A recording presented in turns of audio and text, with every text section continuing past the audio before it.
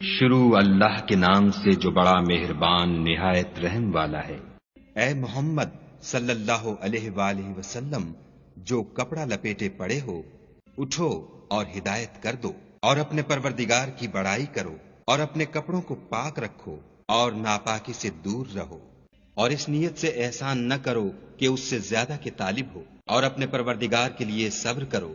جب سور پھونکا جائے گا وہ دن مشکل کا دن ہوگا، یعنی کافروں پر آسان نہ ہوگا۔ ہمیں اس شخص سے سمجھ لینے دو جس کو ہم نے اکیلا پیدا کیا اور مال کثیر دیا، اور ہر وقت اس کے پاس حاضر رہنے والے بیٹے دیے، اور ہر طرح کے سامان میں وسعت دی۔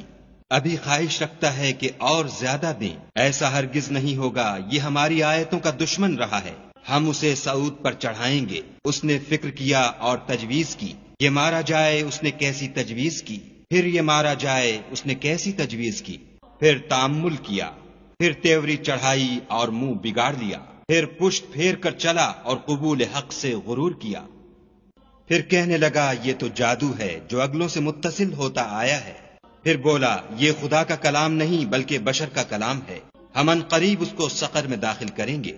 اور تم کیا سمجھے کہ سقر کیا ہے؟ وہ آگ ہے کہ نہ باقی رکھے گی اور نہ چھوڑے گی، اور بدن کو جھلس کر سیاہ کر دے گی۔ اس پر 19 داروغہ ہیں، اور ہم نے دوزخ کے داروغہ فرشتے بنائے ہیں، اور ان کا شمار کافروں کی آزمائش کے لیے مقرر کیا ہے، اور اس لیے کہ اہل کتاب یقین کریں اور مومنوں کا ایمان اور زیادہ ہو، اور اہل کتاب اور مومن شک نہ لائیں، اور اس لیے کہ جن لوگوں کے دلوں میں نفاق کا مرض ہے اور جو کافر ہیں کہیں کہ اس مثال کے بیان کرنے سے خدا کا مقصود کیا ہے۔ اسی طرح خدا جس کو چاہتا ہے گمراہ کرتا ہے اور جس کو چاہتا ہے ہدایت دیتا ہے، اور تمہارے پروردگار کے لشکروں کو اس کے سوا کوئی نہیں جانتا، اور یہ تو بنی آدم کے لیے نصیحت ہے۔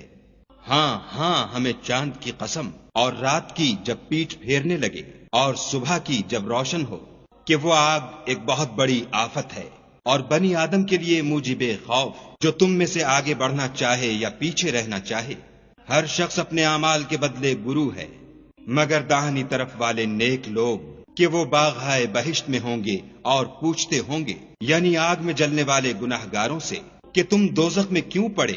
وہ جواب دیں گے کہ ہم نماز نہیں پڑھتے تھے اور نہ فقیروں کو کھانا کھلاتے تھے، اور اہل باطل کے ساتھ مل کر حق سے انکار کرتے تھے، اور روز جزا کو جھٹلاتے تھے، یہاں تک کہ ہمیں موت آ گئی۔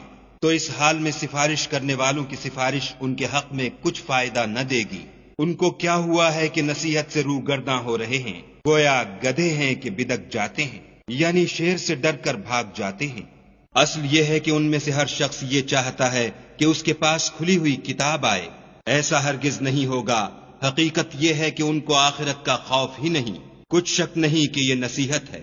تو جو چاہے اسے یاد رکھے، اور یاد بھی تبھی رکھیں گے جب خدا چاہے، وہی ڈرنے کے لائق اور بخشش کا مالک ہے۔